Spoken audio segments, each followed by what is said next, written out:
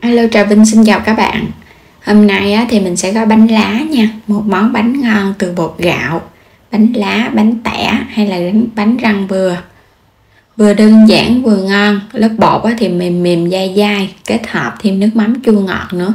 Mình ăn no bụng mà không thấy ngán. Bây giờ thì mời các bạn cùng xem video nha.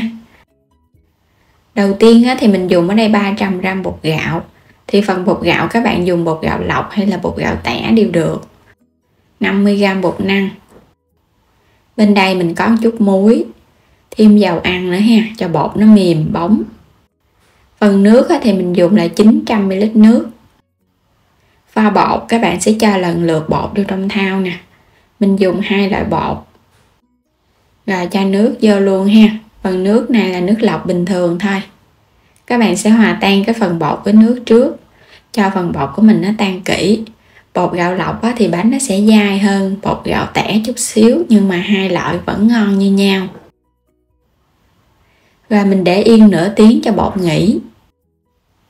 Phần nhân thì mình dùng ở đây 300g thịt nạc vai heo xay ra hay là băm nhỏ. Nấm đông cô hay là nấm hương ngâm nước cho nở mềm. Nấm mèo đen cũng vậy luôn ha. Hành tím mình bào lát. Rồi bây giờ các bạn sẽ xắt cái phần nấm mèo đen. Mình xắt sợi sợi ra. Xong rồi các bạn sẽ băm cho nó hơi nhuyễn nhuyễn lại một chút. Nấm hương mình cũng xắt sợi. Xong rồi các bạn cũng băm nó lại. Có nấm hương vô thì phần nhân nó thơm lắm. Kết hợp có độ giòn và độ thơm mình ăn ngon ha. Mình có dùng thêm 2 cái cọng hành lá. Bây giờ xắt nhỏ nhỏ ra để một chút nữa mình cho vào trong nhân luôn. Cho vào chảo 2 muỗng canh dầu ăn. Phi thơm cái phần hành tím này trước nha. Cho phần hành này nó dậy mùi lên. Khi mà nó thơm và nó chuyển màu vậy nè thì các bạn cho thịt vô. Mình sẽ xào cái phần thịt với hành cho nó thơm nhân. Các bạn sẽ đảo với lửa lớn nha. Thịt cho nó tơi rời thì mình cho nấm vô. Tiếp tục đảo đều lên. Phần nấm và thịt nó quyện lại với nhau thì bây giờ mình sẽ nêm. Mình cho vào trong đây muỗng cà phê hạt nêm, muỗng cà phê đường, thêm muỗng canh dầu hào, cho hành lá vô. Các bạn cũng đảo đều lên nha. Phần nhân này không có cần phải chín quá, tại vì một chút mình còn hấp nữa. Cuối cùng là chút xíu tiêu xay. Đảo cho tiêu nó quyện đều vào trong nhân thịt nữa là được. Và tắt bếp mình để qua một bên. Quay trở lại thau bột mình để nửa tiếng. Bây giờ các bạn sẽ chắc cái lớp nước trong mình bỏ đi ha. Nếu mà có thời gian nhiều các bạn để lâu thì mình tẻ bột nhiều, bánh nó sẽ dai tự nhiên và nó không có bị hôi cái mùi bột nữa. Mình bỏ đi bao nhiêu thì mình bù lại bao nhiêu nước lọc. Rồi lúc này thêm muối và dầu ăn vô ha. Bột nó đã nở rồi các bạn sẽ trộn đều lên. Tại vì thời gian mà mình để cho nó nghỉ nó sẽ bị lắng ở dưới đáy, cho nên là các bạn sẽ trộn thật là đều lên cho bột và nước nó đều với nhau. Rồi mình cho hết vô trong cái chảo chống dính nè. Các bạn sẽ đi khuấy cái phần bột này cho nó đặc lại. Tại vì bột lỏng mình gói bánh đâu có được đâu. Mình phải khuấy với lửa trung bình cho nó đặc lại. Cái bước này thì khuấy đều thôi, không có sợ ốc trâu ha. Mình cứ đảo một chút xíu thì bắt đầu nó có hiện tượng đặc và hơi nặng tay rồi đó. Các bạn vẫn tiếp tục mình đảo đều, đảo đến khi nào mà cái lớp nước này nó khô lại Và lúc này thì các bạn nhớ mình đảo liên tục ha, đừng có bỏ đi. Tại vì bột lúc này nó nóng lắm mà, cái chảo nó nóng nó làm cho cái lớp bột nó đặc nhanh Khi bột nó khô hết nước là được rồi ha. Mình chuẩn bị lá chuối thì mình xé hơn một gang tay chút xíu, lau chùi 2 mặt lá. Phơi khô hoặc là mình đi trụng nước nóng. Quét sơn lớp dầu ăn. Xong rồi các bạn sẽ lấy bột mình cho vào giữa nha. Bột của mình nó sẽ hơi đặc mềm vậy nè, chứ đừng có quá cứng. Mà nó lỏng quá thì cũng gói không được nữa. Dàn cho nó thật là mỏng mỏng ra, cho nó hơi dài vậy đó. Xong rồi mình sẽ múc nhân mình cho vào giữa. Một cái bánh thì tỷ lệ là 3 bột 1 nhân. Các bạn có thể gói bánh nhỏ hay là bánh lớn thì tùy ý Mình cho phần nhân vào giữa xong, các bạn sẽ túm hai cái mép lá lại để cho hai cái mép bột á, nó dính chặt vào nhau. Thì phần nhân nó sẽ nằm ở giữa. Cuối cùng á, là mình dùng cái tay á, mình ép cho cái miếng lá á, nó sát vô nè. Cuộn hai lớp.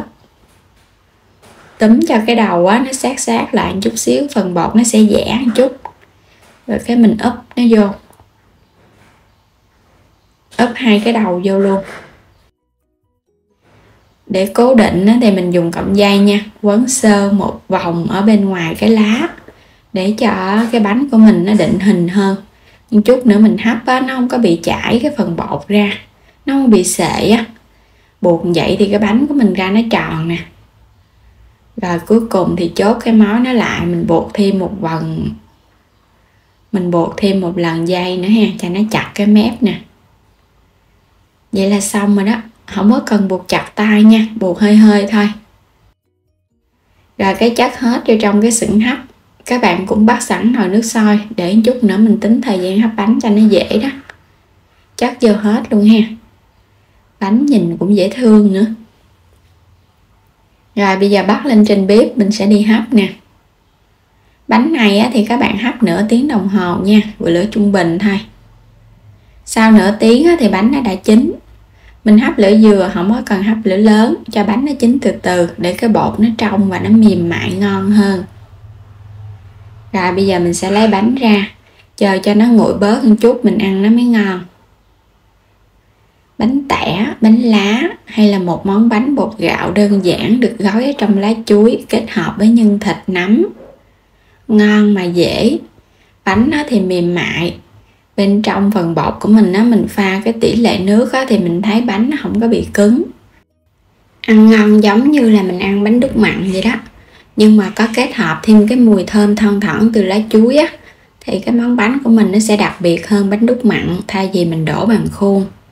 Và nhân á, thì có nấm nó giòn giòn. Bột mềm nè ha, nhìn hấp dẫn quá.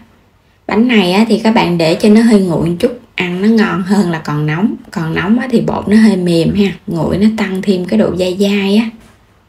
Ăn không vẫn ngon luôn, mà muốn đậm đà hơn thì các bạn kết hợp thêm chút xíu nước mắm chua chua ngọt ngọt nữa, nước mắm tỏi ớt nữa.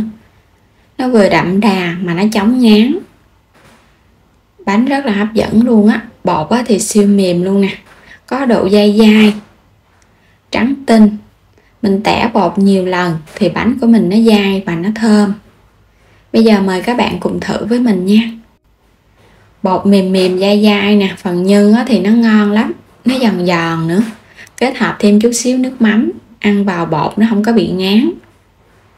Thay vì mình ăn không á, thì mình ăn được một cái thì thấy nó hơi ngán ha. Rồi cắt ra dĩa, các bạn thêm chút nước mắm mà mình ăn được 2 đến 3 cái luôn, no bụng luôn mà không thấy ngán. Cái bánh này á, thì mình gói nó cũng to nè, chứ nó không có nhỏ đâu. Gói to to hơn vậy á, ăn cái là no luôn. Rồi đến đây á, thì mình chúc các bạn ngon miệng với món bánh lá gói bột gạo này nha. Đừng quên đăng ký kênh nếu như chưa đăng ký kênh để xem các video mỗi ngày ủng hộ mình. Xin chào và hẹn gặp lại các bạn ở những video tiếp theo.